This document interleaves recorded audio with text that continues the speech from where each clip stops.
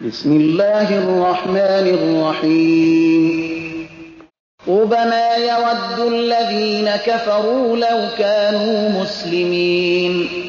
ذرهم يأكلوا ويتمتعوا ويلههم الأمل فسوف يعلمون وما أهلكنا من قرية إلا ولها كتاب معلوم ما تسبق من أمة أجلها وما يستأخرون وقالوا يا أيها الذي نزل عليه الذكر إنك لمجنون لو ما تأتينا بالملائكة إن كنت من الصادقين ما ننزل الملائكة إلا بالحق وما كانوا إذا منظرين إنا نحن نزلنا الذكر وإنا له لحافظون ولقد أرسلنا من قبلك في شيع الأولين وما يأتيهم من رسول إلا كانوا به يستهزئون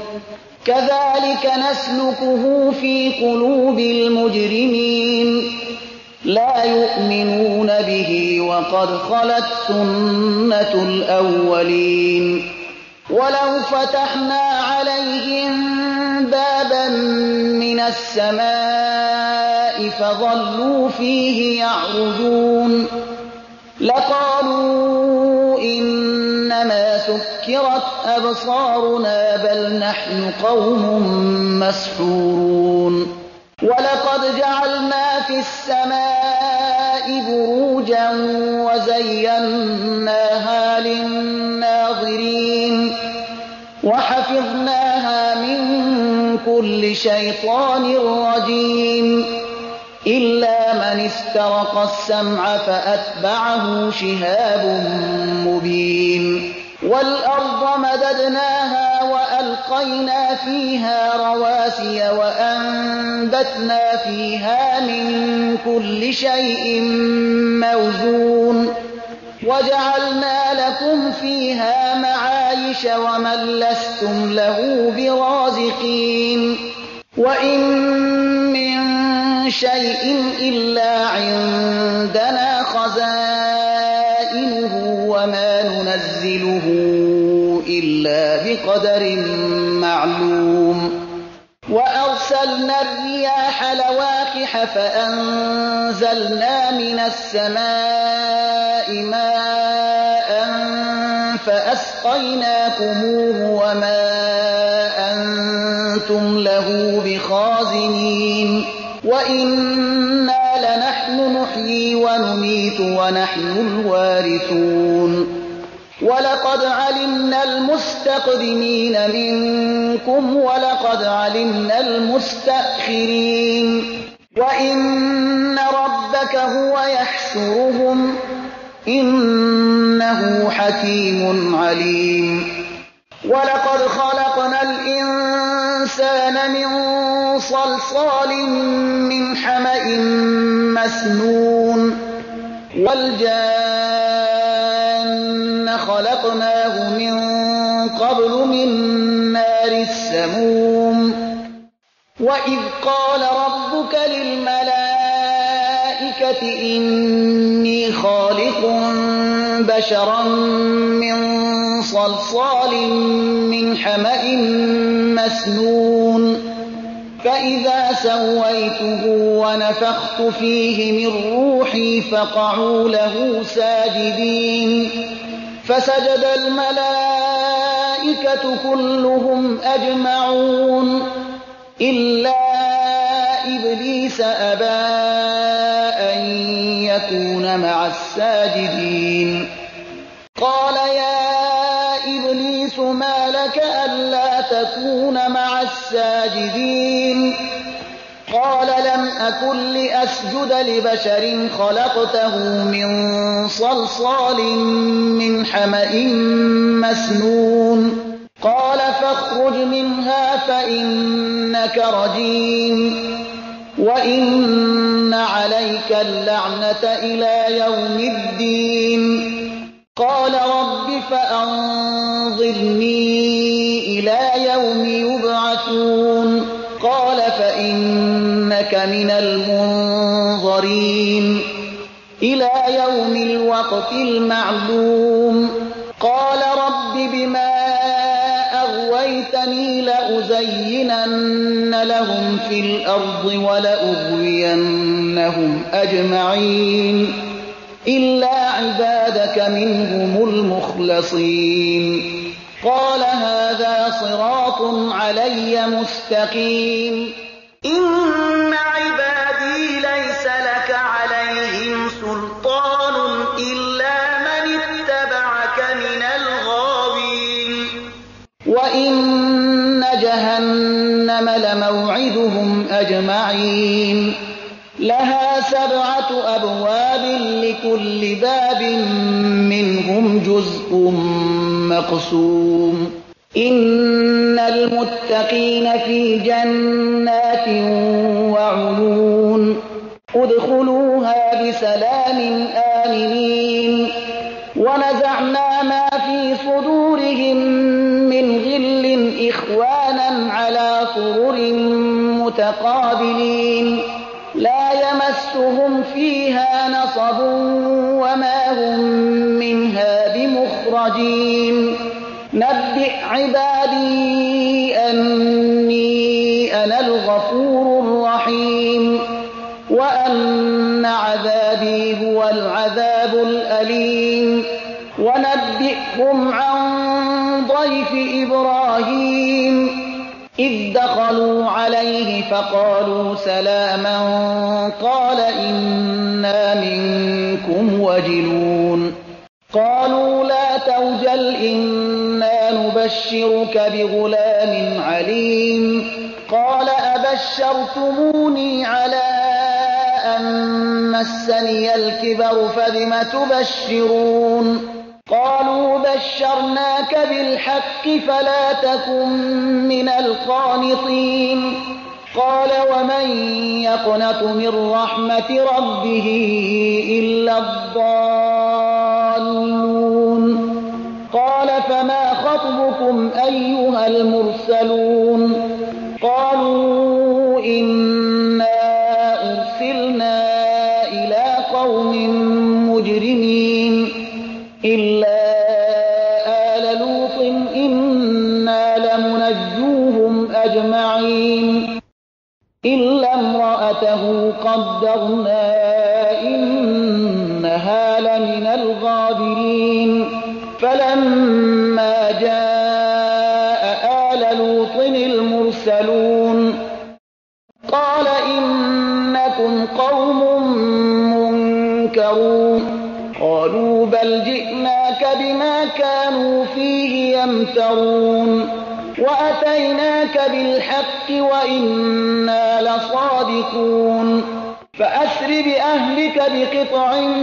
مِّنَ اللَّيْلِ وَاتَّبِعْ أَدْبَارَهُمْ وَلَا يَلْتَفِتْ مِنكُمْ أَحَدٌ وَامْضُوا حَيْثُ تُؤْمَرُونَ وَقَضَيْنَا إِلَيْهِ ذَٰلِكَ الْأَمْرَ أَنَّ دَابِرَ هَٰؤُلَاءِ مَقْطُوعٌ مُّصْبِحِينَ وَجَاءَ أَهْلُ الْمَدِينَةِ يَسْتَبْشِرُونَ قَالَ إِنَّ هَٰؤُلَاءِ ضَيْفِي فَلَا تَفْضَحُونِ وَاتَّقُوا اللَّهَ وَلَا تُخْزُونِ قَالُوا أَوَلَمْ نَنْهَكَ عَنِ الْعَالَمِينَ قَالَ هَٰؤُلَاءِ بَنَاتِي إِن كُنتُمْ فَاعِلِينَ لَعَمْرُكَ إِنَّهُمْ لَفِي سَكْرَتِهِمْ يَعْمَهُونَ فَأَخَذَتْهُمُ الصَّيْحَةُ مُشْرِقِينَ فَجَعَلْنَا عَالِيَهَا سَافِلَهَا وَأَمْطَرْنَا عَلَيْهِمْ حِجَارَةً مِّن سِجِّيلٍ إِنَّ فِي ذَٰلِكَ لَآيَاتٍ لِّلْمُتَوَسِّمِينَ وَإِنَّهَا سبيل مقيم إن في ذلك لآية للمؤمنين وإن كان أصحاب الأيكة لظالمين فانتقمنا منهم وإنهما لبإمام مبين ولقد كذب أصحاب الحجر المرسلين وآتيناهم آياتنا فكانوا عنها معرضين وكانوا ينحتون من الجبال بيوتا آمنين فأخذتهم الصيحة مصبحين فما أغنى عنهم ما كانوا يكسبون وما خلقنا السماوات والأرض وما بينهما إلا بالحق وإن الساعة لآتية فاصفح الصفح الجميل إن ربك هو الخلاق العليم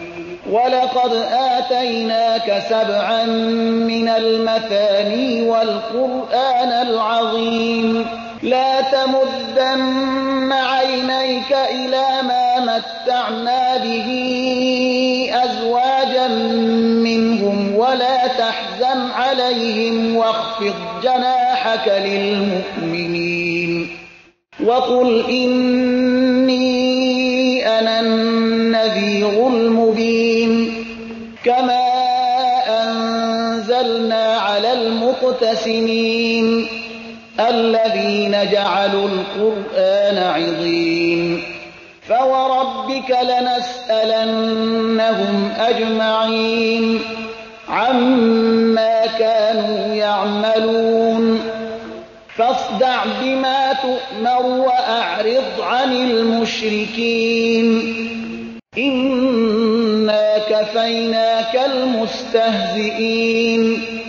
الذين يجعلون مع الله إلها آخر فسوف يعلمون ولقد نعلم أنك يضيق صدرك بما يقولون فسبح بحمد ربك وكن من الساجدين واعبد ربك حتى يأتيك اليقين بسم الله الرحمن الرحيم أتى أمر الله فلا تستعجلوه سبحانه وتعالى عما يشركون ينزل الملائكة بالروح من أمره على من يشاء من عباده أن أنذروا أنه لا إله إلا أنا فاتقون خلق السماوات والأرض بالحق تعالى عما يشركون خلق الإنسان من نطفة فإذا هو خصيم مبين والأنعام خلقها لكم فيها دفء ومنافع ومنها تأكلون ولكم فيها جمال حين تريحون وحين تسرحون وتحمل أثقالكم إلى بلد لم تكونوا بالغيه إلا بشق الأنفس إن ربكم لرؤوف رحيم والخيل والبغال والحمير لتركبوها وزينة ويخلق ما لا تعلمون وعلى الله قصد السبيل ومنها جائر ولو شاء لهداكم أجمعين هو الذي أنزل من السماء ماء لكم منه شراب ومنه شجر فيه تسيمون ينبت لكم به الزرع والزيتون والنخيل والأعناب ومن كل الثمرات إن في ذلك لآية لقوم يتفكرون وسخر لكم الليل والنهار والشمس والقمر والنجوم مسخرات بأمره إن في ذلك لآيات لقوم يعقلون وما ذرأ لكم في الأرض مختلفا ألوانه إن في ذلك لآية لقوم يذكرون وهو الذي سخر البحر لتأكلوا منه لحما طريا وتستخرجوا منه حلية تلبسونها وترى الفلك مواخر فيه ولتبتغوا من فضله ولعلكم تشكرون وألقى في الأرض رواسي أن تميد بكم وأنهارا وسبلا لعلكم تهتدون وعلامات وبالنجم هم يهتدون أفمن يخلق كمن لا يخلق أفلا تذكرون وإن تعدوا نعمة الله لا تحصوها إن الله لغفور رحيم والله يعلم ما تسرون وما تعلنون والذين يدعون من دون الله لا يخلقون شيئا وهم يخلقون أموات غير أحياء وما يشعرون أيان يبعثون إلهكم إله واحد فالذين لا يؤمنون بالآخرة قلوبهم منكرة وهم مستكبرون لا جرم أن الله يعلم ما يسرون وما يعلنون إنه لا يحب المستكبرين وإذا قيل لهم ماذا أنزل ربكم قالوا أساطير الأولين ليحملوا أوزارهم كاملة يوم القيامة ومن أوزار الذين يضلونهم بغير علم ألا ساء ما يزرون قد مكر الذين من قبلهم فأتى الله بنيانهم من القواعد فخر عليهم السقف من فوقهم وأتاهم العذاب من حيث لا يشعرون ثم يوم القيامة يخزيهم ويقول أين شركائي الذين كنتم تشاقون فيهم قال الذين أوتوا العلم إن الخزي اليوم والسوء على الكافرين الذين تتوفاهم الملائكة ظالمي أنفسهم فألقوا السلم ما كنا نعمل من سوء بلى إن الله عليم بما كنتم تعملون فادخلوا أبواب جهنم خالدين فيها فلبئس مثوى المتكبرين وقيل للذين اتقوا ماذا أنزل ربكم قالوا خيرا للذين أحسنوا في هذه الدنيا حسنة ولدار الآخرة خير ولنعم دار المتقين جنات عدن يدخلونها تجري من تحتها الأنهار لهم فيها ما يشاءون كذلك يجزي الله المتقين الذين تتوفاهم الملائكة طيبين يقولون سلام عليكم ادخلوا الجنة بما كنتم تعملون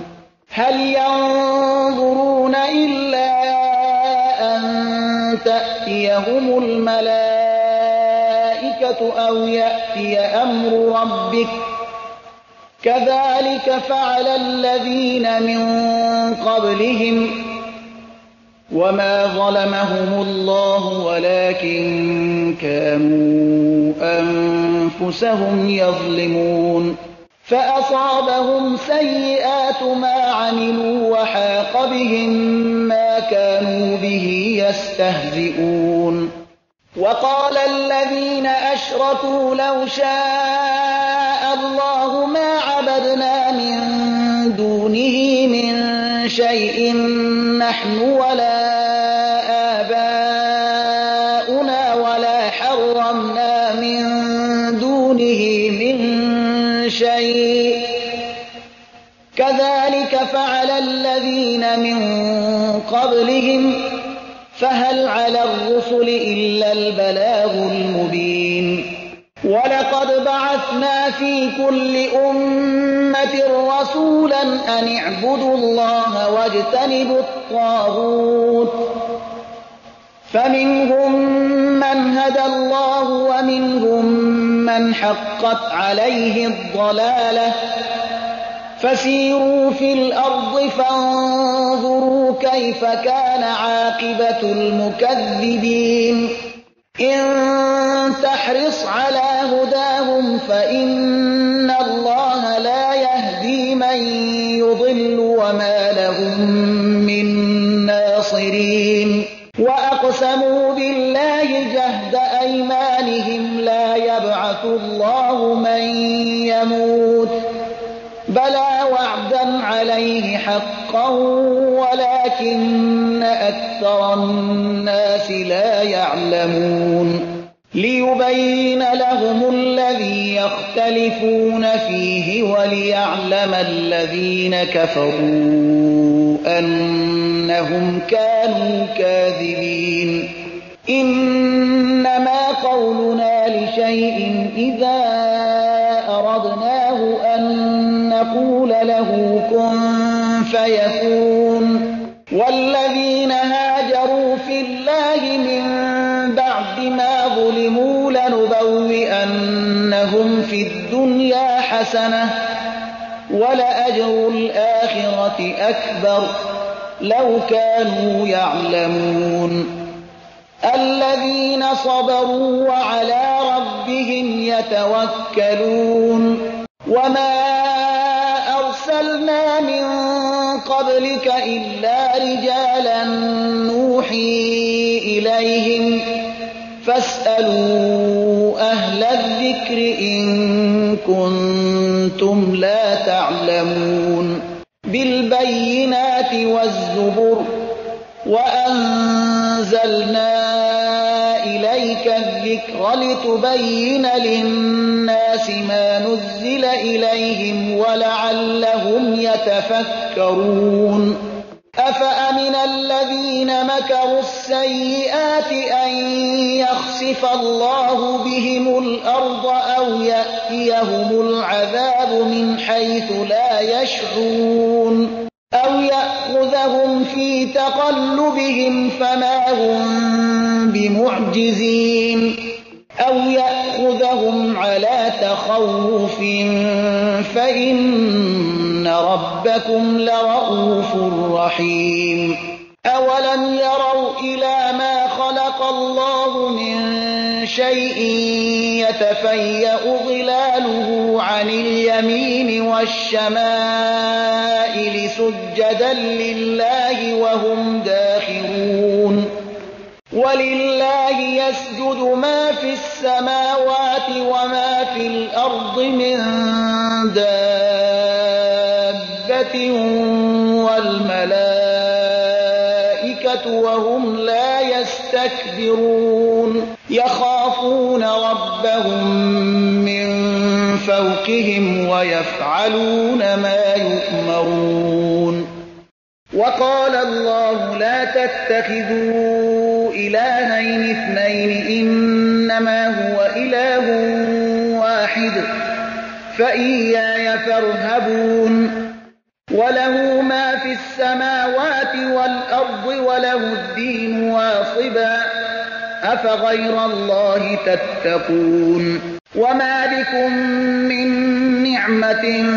فمن الله ثم إذا مسكم الضر فإليه تجأرون ثم إذا كشف الضر عنكم إذا فريق منكم بربهم يشركون ليكفروا بما آتيناهم فتمتعوا فسوف تعلمون ويجعلون لما لا يعلمون نصيبا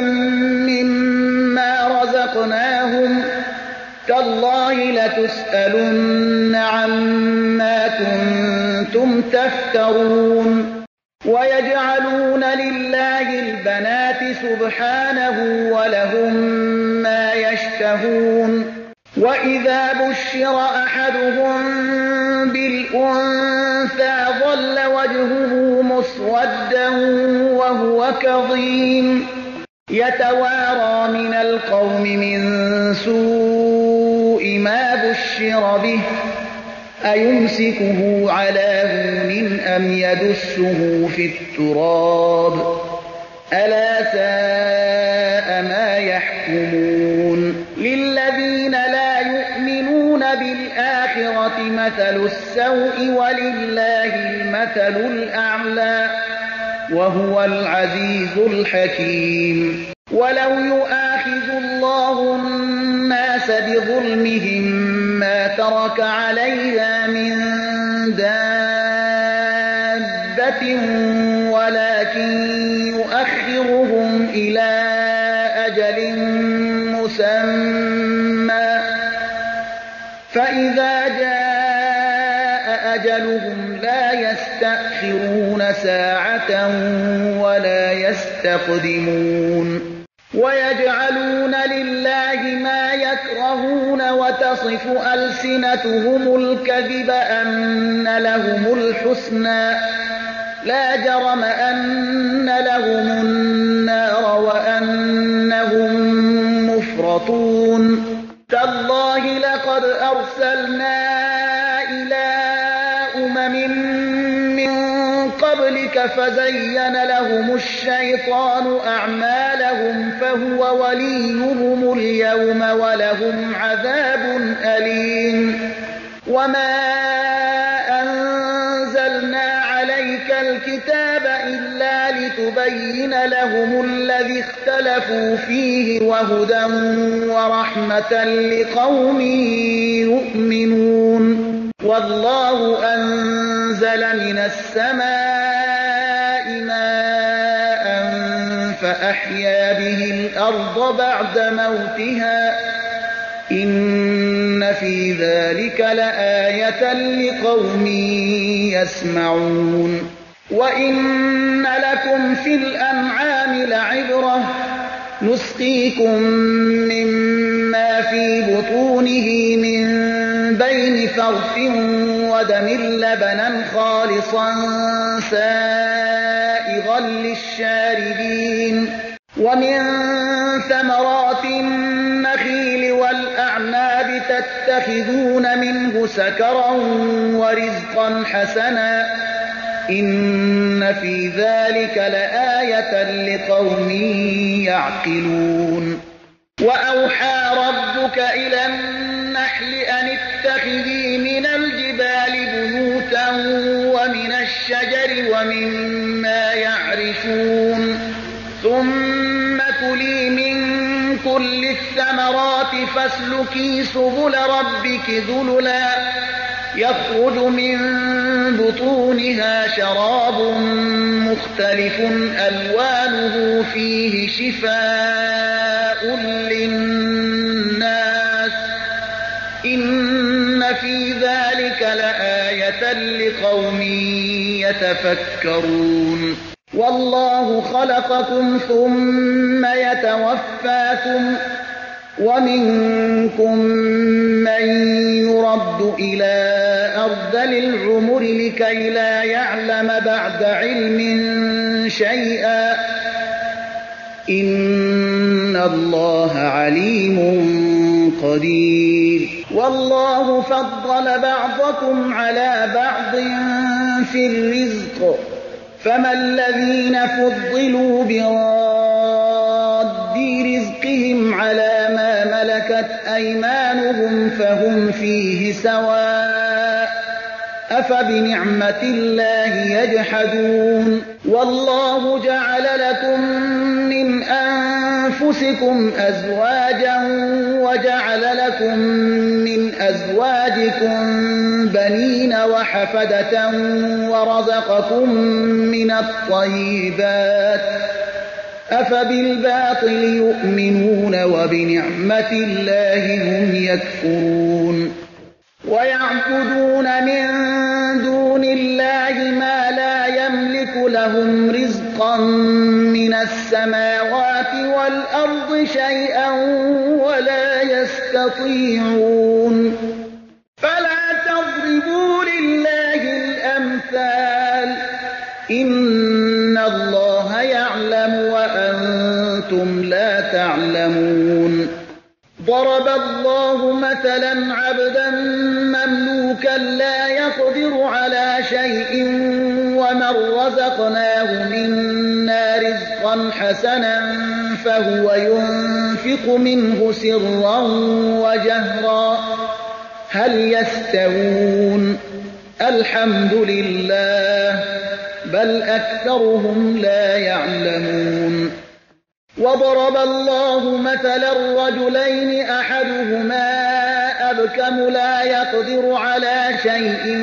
وهو كل على مولاه أينما يوجهه لا يأت بخير هل يستوي هو ومن يأمر بالعدل وهو على صراط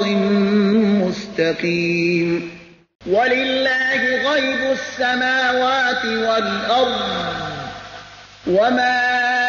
أمر الساعة إلا كلمح البصر أو هو أقرب إن الله على كل شيء قدير والله أخرجكم من بطون أمهاتكم لا تعلمون شيئا وجعل لكم السمع والأبصار والأفئدة لعلكم تشكرون ألم يروا إلى الطير مسخرات في جو السماء ما يمسكهن إلا الله إن في ذلك لآيات لقوم يؤمنون والله جعل لكم من بيوتكم سكنا وجعل لكم من جلود الأنعام بيوتا تستخفونها يوم ظعنكم ويوم إقامتكم ومن أصوافها وأوبارها وأشعارها أثاثا ومتاعا إلى حين والله جعل لكم مما خلق ظلالا وجعل لكم من الجبال أكنانا وجعل لكم سرابيل تقيكم الحر وسرابيل تقيكم بأسكم كذلك يتم نعمته عليكم لعلكم تسلمون فإن تولوا فإنما عليك البلاغ المبين يعرفون نعمة الله ثم ينكرونها وأكثرهم الكافرون ويوم نبعث من كل أمة شهيدا ثم لا يؤذن للذين كفروا ولا هم يستعتبون وإذا رأى الذين ظلموا العذاب فلا يخفف عنهم ولا هم ينظرون وإذا رأى الذين أشركوا شركاءهم قالوا ربنا هؤلاء شركاؤنا الذين كنا ندعو من دونك فألقوا إليهم القول إنكم لكاذبون وألقوا إلى الله يومئذ السلم وضل عنهم ما كانوا يفترون الذين كفروا وصدوا عن سبيل الله زدناهم عذابا فوق العذاب بما كانوا يفسدون ويوم نبعث في كل أمة شهيدا عليهم من أنفسهم وجئنا بك شهيدا على هؤلاء ونزلنا عليك الكتاب تبيانا لكل شيء وهدى ورحمة وبشرى للمسلمين إن الله يأمر بالعدل والإحسان وإيتاء ذي القربى وينهى عن الفحشاء والمنكر والبغي يعظكم لعلكم تذكرون وأوفوا بعهد الله إذا عاهدتم ولا تنقضوا الأيمان بعد توكيدها وقد جعلتم الله عليكم كفيلا إن الله يعلم ما تفعلون ولا تكونوا كالتي نقضت غزلها من بعد قوة أنكاثا تتخذون أيمانكم دخلا بينكم أن تكون أمة هي أربى من أمة إنما يبلوكم الله به وليبينن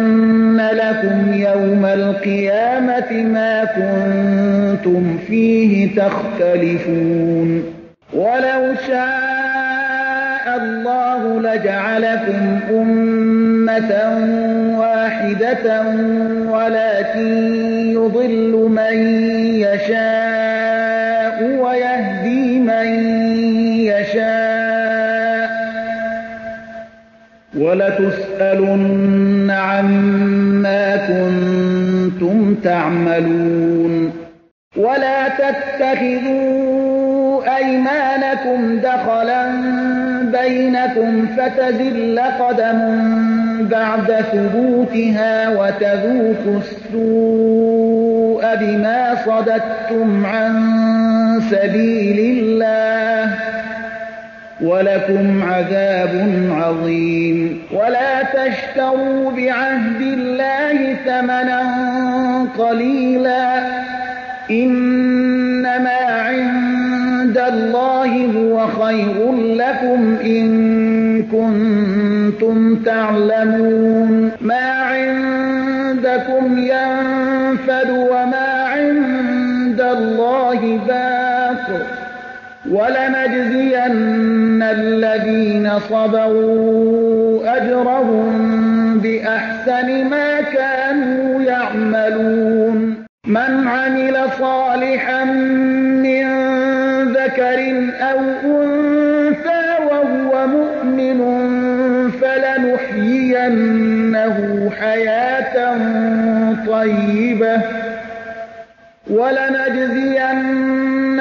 أَجْرَهُم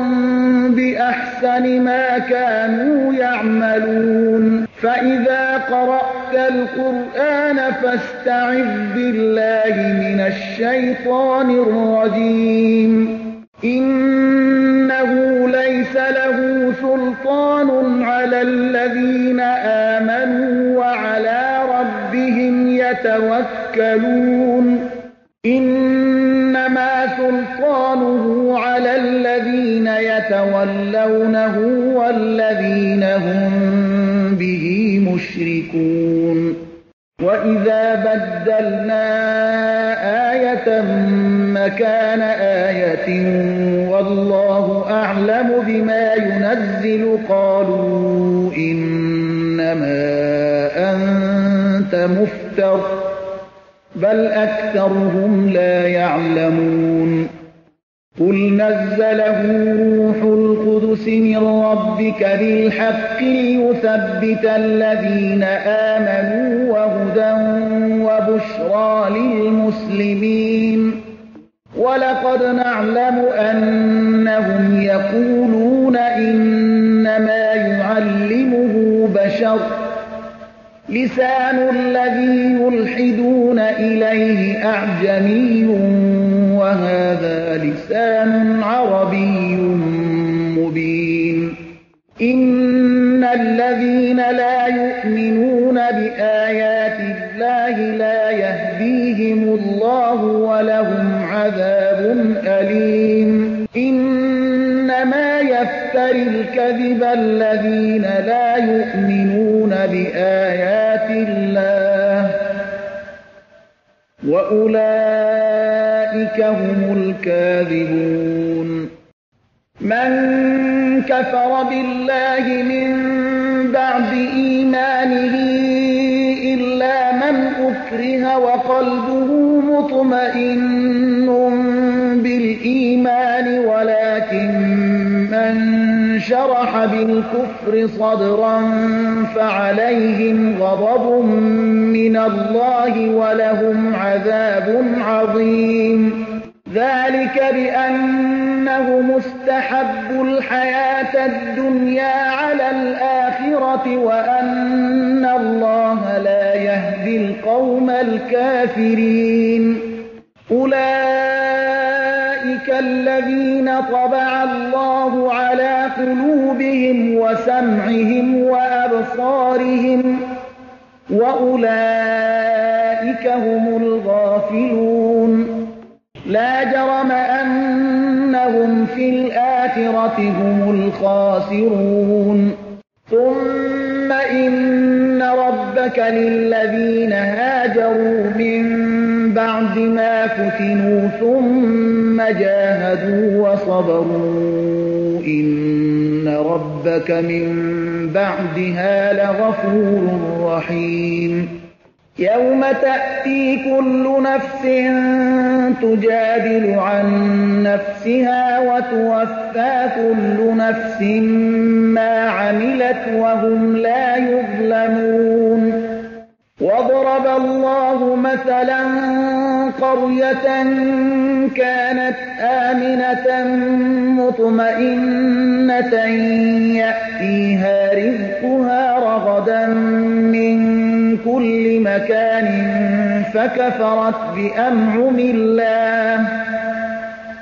فَكَفَرَتْ بِأَنْعُمِ اللَّهِ فَأَذَاقَهَا اللَّهُ لِبَاسَ الْجُوعِ وَالْخَوْفِ بِمَا كَانُوا يَصْنَعُونَ وَلَقَدْ جَاءَهُمْ رَسُولٌ مِّنْهُمْ فَكَذَّبُوهُ فَأَخَذَهُمُ الْعَذَابُ وَهُمْ ظَالِمُونَ فَكُلُوا مِمَّا رَزَقَكُمُ اللَّهُ حَلَالًا طَيِّبًا وَاشْكُرُوا نِعْمَتَ اللَّهِ إِن كُنتُمْ إِيَّاهُ تَعْبُدُونَ إِنَّمَا حَرَّمَ عَلَيْكُمُ الْمَيْتَةَ وَالدَّمَ وَلَحْمَ الْخِنزِيرِ وَمَا أُهِلَّ لِغَيْرِ اللَّهِ بِهِ فَمَنِ اضْطُرَّ غَيْرَ بَاغٍ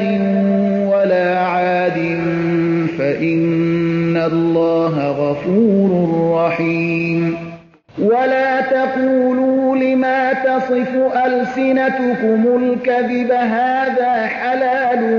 وهذا حرام لتفتروا على الله الكذب إن الذين يفترون على الله الكذب لا يفلحون متاع قليل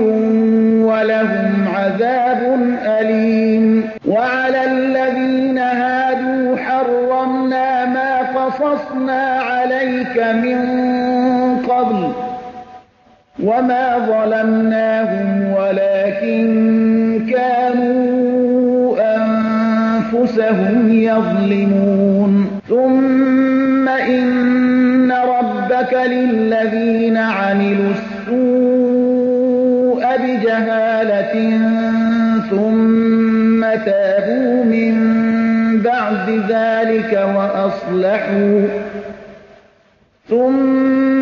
تابوا من بعد ذلك وأصلحوا إن ربك من بعدها لغفور رحيم إن إبراهيم كان أمة قانتا لله حنيفا ولم يك من المشركين شاكرا لأنعمه اجتباه وهداه إلى صراط مستقيم وآتيناه في الدنيا حسنة وإنه في الآخرة لمن الصالحين ثم أوحينا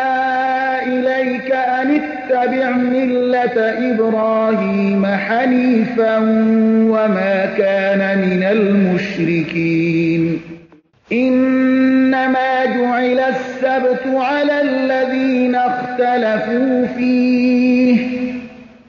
وإن ربك ليحكم بينهم يوم القيامة فيما كانوا فيه يختلفون ادع إلى سبيل ربك بالحكمة والموعظة الحسنة وجادلهم بالتي هي أحسن إن ربك هو أعلم بمن ضل عن سبيله وهو أعلم بالمهتدين وإن عاقبتم فعاقبوا بمثل ما عوقبتم به ولئن صبرتم لهو خير للصابرين واصبر وما صبرك إلا بالله ولا تحزن عليهم ولا تك في ضيق مما يمكرون إن الله مع الذين اتقوا والذين هم محسنون